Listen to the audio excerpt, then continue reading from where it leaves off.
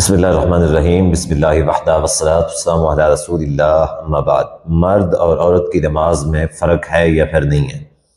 دیکھیں، اس حوالے سے ہم شروع سے یہ بات کہتے چلے آ رہے ہیں کہ عورت اور مرد کی نماز میں کوئی فرق نہیں ہے۔ مثال کے طور پہ قرآن مجید حدیث میں ہے کہ نبی صلی اللہ علیہ وآلہ وسلم نے ارشاد فرمایا ہے کہ صلو کما رأیتمونی اصلی، کہ نماز ایسے ہی پڑھو جیسے تم مجھے نماز پڑھتا ہوا دیکھتے ہو۔ یعنی گویا کہ نبی علیہ الصلوۃ والسلام کا جو طریقہ ہے، ویسے بھی یہ بات بچہ بچہ جانتا ہے کہ نبی علیہ السلام کا جو بھی طریقہ ہے وہ دین ہے۔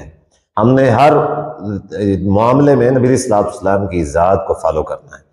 نبی علیہ الصلوۃ والسلام نے نماز کیسے پڑھی، آپ نے روزہ کیسے رکھا، آپ نے زکوٰۃ کے کیا احکام ارشاد فرمائے ہیں، جو مسائل ہیں، اٹھنا بیٹھنا سونا کھانا پینا جاگنا، ہر معاملے میں نبی علیہ الصلوۃ والسلام کا جو طریقہ ہے وہ دین میں وہی جو ہے نا، یعنی سنت ہے، اور وہی دین کے اندر اصل جو دین ہے وہی ہے۔ جبکہ اس حوالے سے کچھ دن پہلے ایک بیان آیا ہوا تھا، بریلویوں کے ایک مفتی ہیں، مفتی راشد رضوی صاحب۔ مفتی راشد رضوی صاحب نے بڑے کھل کے تنقید کی غیر مقلد انجینئر مرزا۔ ان کے نزدیک کہتے ہیں کہ عورت کا جو طریقہ ہے وہ مردوں والا نماز پڑھنے کا، اور اپنے انہوں نے جو دلائل پیش کیے ہیں انہوں نے کوئی قرآن و سنت سے دلیل پیش نہیں کی، صرف اور صرف انہوں نے یہ کہا کہ یہ شروع سے جو مسئلہ ہے یہ علماء کے نزدیک اتفاقی مسئلہ رہا ہے۔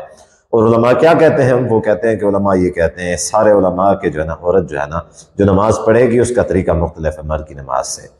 وہ کیا ہے کہ جو ہے نا سجدے کے اندر وہ جیسے مینڈک کی طرح یا کچھوے کی طرح لپٹ کے نماز پڑھے گی، رکوع کسی اور طریقے سے بتا رہے تھے، ٹھیک ہے۔ گویا کہ انہوں نے نماز کا پورا طریقہ عورتوں کا چینج کر کے رکھ دیا۔ اب مجھے سمجھ نہیں آ رہی کہ یہ انہوں نے جو طریقہ چینج کر دیا ہے کیسے چینج کیا ہے؟ کیا اگر ایسا ہی تھا کہ عورتوں کے مسائل کچھ اور ہوتے تو عورتوں کے لیے کوئی عورت نبی کیوں نہیں آئی بھائی؟ عورتوں کے لیے کوئی عورت نبی نہیں آئی؟ چلیں ٹھیک ہے، عورت نبی نہیں آئی تو نبی علیہ الصلوۃ والسلام وضاحت فرما دیتے، نبی صلی اللہ علیہ وآلہ وسلم وضاحت فرما دیتے، ہاں بھائی واضح طور پہ بھی عورت ایسے نہ کرے، حیا کا تقاضا ہے، ٹھیک ہے۔ اب کہتے کیا ہیں کہ حیا کا تقاضا یہ ہے، عورت سجدہ ایسے نہیں کرے گی، ویسے کرے گی، رکوع ایسے نہیں کرے گی، فلاں طریقے سے کرے گی۔ مسئلہ یہ ہے کہ عورت جو نماز پڑھ رہی ہے روڈ کے اوپر نماز پڑھ رہی ہے۔ مسئلہ یہ ہے کہ کیا تمہاری عورتیں روڈ پہ نماز پڑھتی ہیں کہ ان کے حیا کا تقاضا ہے اپنے گھر میں نماز پڑھتی ہیں، گھر کی ایک نکڑ میں نماز پڑھتی ہیں، اپنے محرم مردوں کے سامنے نماز پڑھتی ہیں، پورے طریقے سے باحجاب ہو کے جو حیا کا تقاضا ہے سارے طریقے، پھر اس میں کون سی آپ کی جو وہ والی کوئی بے حیائی والی بات آ گئی کہ آپ کو نظر آ گیا ابھی اس میں جھکنا چاہیے، اس میں فلاں کرنا چاہیے، اس میں لپٹنا چاہیے، مردوں کی طرح جو ہے نا رکوع اور سجدہ نہیں کرنا چاہیے۔ سارا دن ان کی عورتیں بازار میں گھومتی ہیں، شاپنگ کرتی ہیں کھلے عام بے پردہ ہو کے، ان کو وہ نظر نہیں آتا، اس سے کوئی مسئلہ نہیں ہے ان کو۔ مسئلہ کیا ہے؟ نماز ایسا نہیں پڑھے گی۔ چلیں ٹھیک ہے، عورت نبی نہیں آئی تو نبی صلی اللہ علیہ وسلم نے کیا کسی عورت کو حکم دیا ہے کہ تم نے فلاں طریقے سے سجدہ کرنا ہے، تم نے فلاں طریقے سے رکوع کرنا ہے؟ کوئی علیحدہ سے عورت کی نماز کے بارے میں کوئی احکام نازل فرمائے ہیں؟ تو چاہیے تو یہ تھا کہ مفتی صاحب جو ہے نا وہ احکام بیان کرتے ہیں، ہاں بھی فلاں حدیث ہے جس میں یہ ہے کہ نبی صلی اللہ علیہ وسلم نے ارشاد فرمایا ہے عورتوں کو، کہ جس سے یہ ثابت ہو رہا ہے کہ عورتوں کی نماز میں مردوں کی نماز سے فرق ہے۔ ایک حدیث بھی پیش نہیں کی۔ یعنی میں حیران اس بات پہ ہوں کہ وہ چول لوگ ہیں کہ جو 20 25 منٹ کی اور ان کے آدھے گھنٹے کی چولیں سنتے ہیں جس میں ایک حدیث بھی نہیں ہوتی، چولیں سنتے ہیں۔ ان بے شرموں کو اتنا یعنی عقل نہیں ہے کہ ایک حدیث ہی پوچھ لیں بھی آدھا گھنٹہ آپ نے کیا ہے، آپ نے اپنے موقع پہ ایک حدیث ہی نہیں بیان کی۔ کوئی ایک حدیث تو دکھا دیتے جس سے یہ ثابت ہوتا کہ صحابیات ایسے نماز پڑھا کرتی تھیں، نبی علیہ السلام نے کسی عورت کو ایسے نماز پڑھنے کا حکم دیا ہے۔ سیدہ عائشہ نبی علیہ السلام کی یا ازواج مطہرات جتنی بھی ہیں ان میں کسی نے بھی یہ کہا ہے کہ کہا ہو اپنے یعنی کسی عورت سے بھی تم نے ایسے نماز پڑھنی ہے، مردوں کی طرح نہیں پڑھنی؟ کوئی نہ کوئی نبی علیہ السلام سے ثبوت ملنا چاہیے، کوئی صحابیات ازواج مطہرات سے ملنا چاہیے کہ وہ ایسے نماز پڑھتی تھیں۔ کوئی ثبوت نہیں ہے، لے کے بیٹھے ہوئے اپنے بابوں کی کہانیاں، جیسے انجینئر محمد مرزا کہتا ہے اور وہ بھی کسی حد تک سچا ہے، ٹھیک ہے، ان کے جھوٹے جو بابے ہیں نا، ان کے جھوٹے بابے، ان کو لے کے بیٹھے ہوئے ہیں، امام شافعی نے یہ لکھا، فلاں نے یہ لکھا۔ امام شافعی رحمہ اللہ نے کہاں پہ لکھا ہوا ہے؟ زبردستی گھسیٹ کے کیا کرتے ہیں، عوام کو مسائل، عوام کو الجھاتے ہیں مسائل میں۔ بھئی بات اتنی سی تھی، آدھے گھنٹے کا آپ نے کلپ بنایا ہے، آدھے گھنٹے کا بیان آپ نے جھاڑا ہے، آدھے گھنٹے میں آپ 5 منٹ کا بیان دیتے، اس میں ایک حدیث کا حوالہ ہی دے دیتے کہ حدیث میں لکھا ہوا ہے، نہیں تھا جو نہیں۔ آدھا گھنٹہ عوام کو گھماتے رہے۔ اب جو بریلوی تھا اس نے بس اس کو وہ پکا ہو گیا بھی ہاں کچھ نہ کچھ تو ہے، مفتی صاحب نے آدھا گھنٹہ دیا ہے۔ اب جو دوسرے تھے ان کے مخالف تھے، ظاہر ہے وہ کیا ہے، انہوں نے کہا بھی چھوڑو یار، ہمیں کوئی بات ہی سمجھ نہیں آئی۔ تو یہ وہ لوگ ہیں جو کسی کو اپنے موقف کی طرف نہیں بائل کر سکتے، صرف اپنے لوگوں کو پکا کرنے کے اوپر ہے بھی ہمارے لوگ بھاگ نہ جائیں کہیں پہ۔ اب آئیے میں حدیث دیتا ہوں کہ عورتوں کو نماز کیسے پڑھنی چاہیے، مردوں کو نماز کیسے پڑھنی چاہیے۔ حالانکہ نبی علیہ السلام کا طریقہ سب کے لیے ہے، عورت کے لیے بھی ہے، مرد کے لیے بھی۔ ہاں وہاں پہ چینج ہوگا جہاں پہ نبی علیہ السلام علیحدہ سے حکم دے دیں گے، ہاں بھی عورتیں ایسے کریں گی، مرد ایسے کریں گے۔ جس معاملے میں نبی علیہ السلام نے عورتوں کے لیے کوئی علیحدہ حکم نازل نہیں فرمایا ہے، وہ مردوں کے حکم کے اندر ہی شامل ہوں گی۔ حدیث میں آتا ہے کہ نبی صلی اللہ علیہ وسلم نے فرمایا کہ امرت ان اسجد علی 7 اعظم، نبی علیہ السلام نے فرمایا ہے کہ مجھے حکم دیا گیا ہے کہ میں 7 چیزوں کو بس سجدہ کروں۔ کس نے حکم دیا؟ اللہ نے اپنے نبی کو حکم دیا ہے۔ کیا حکم دیا؟ کہ آپ 7 چیزوں کا بس سجدہ کریں گے۔ وہ 7 چیزیں کون سی ہیں؟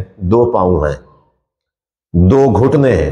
جب سجدے میں ہوگا بندہ تو اس کے 2 پاؤں زمین کے ساتھ لگ رہے ہوں گے، 2 گھٹنے کتنے ہو گئے؟ 4۔ 2 ہاتھ کتنے ہو گئے؟ 6۔ ایک پیشانی علی الجبہہ، ایک پیشانی ہے، پیشانی میں ناک اور ماتھا دونوں شامل ہو جاتے ہیں۔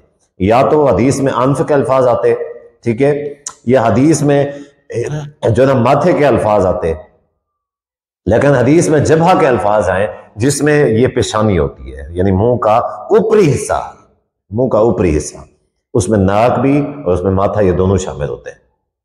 تو یہ 7 چیزیں نبی علیہ السلام نے فرمایا کہ مجھے حکم دیا گیا ان چیزوں کے اوپر۔